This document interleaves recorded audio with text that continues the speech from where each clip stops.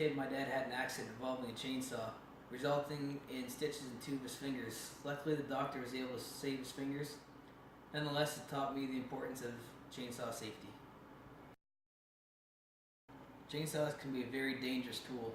Nobody means to get hurt, but accidents do happen.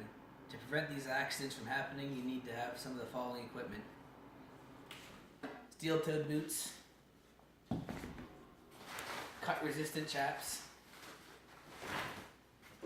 hard hat including a face shield and earmuffs, safety glasses. Just because you have the shield doesn't mean sawdust can't go through the shield. That's what the safety glasses are for. Cut-resistant gloves, and a tool belt containing a first aid kit and a spot to hold all of the tools you'll need to maintain your chainsaw. You have all your safety gear all gathered up and ready to go. The next thing you need to do is be familiar with your chainsaw. First thing you have to do is make sure your chain is sharp. The easiest way to do that is to go to Stihl dealership and buy one of these easy sharpeners.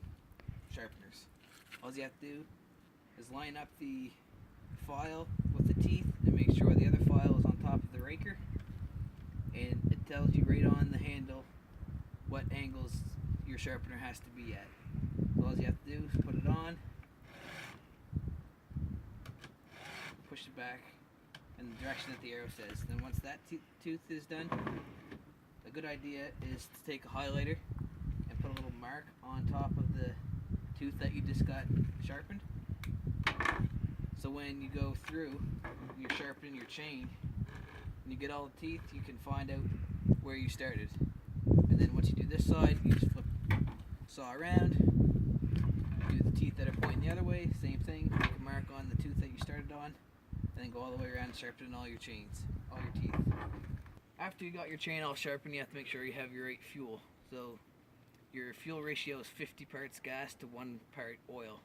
And the best way to do that is to go to your Stihl dealership and get these little tiny canisters of oil. They fit perfect with a 5-liter can of gas. And your gas and oil mixture goes into this one right here. And your chain oil goes into the front one. It's very important to make sure that every time you fill up, you put chain oil in as well. You also have to be very familiar with all the triggers and buttons on your saw before you start to cut. It's very dangerous if you don't. The most important switch is right here, which is your off switch. All the way up means off, this is also your choke. To start your saw, you have to have your choke all the way down, and then bring it up a little bit, and then bring it up to 1. You get all your safety gear and get your chainsaw ready to go. It's time to fell a tree. But there's a lot of different things that can go wrong when you're felling a tree. A lot of different hazards you got to look out for, such as power lines. You also have to make sure that the tree doesn't have any lean, and if it does, that you can play your lean into the direction you want your tree to fall.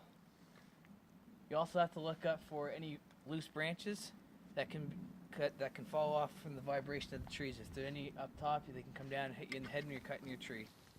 So this tree here, it's leaning that way over there.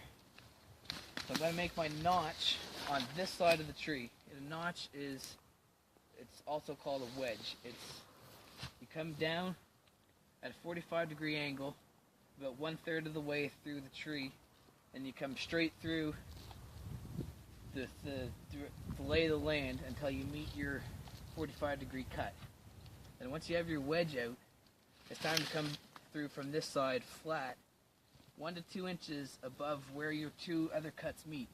That's going to create a hinge, and your hinge is your pivot point for your tree. That's where your tree is going to stay connected here, and it's going to fall over this way.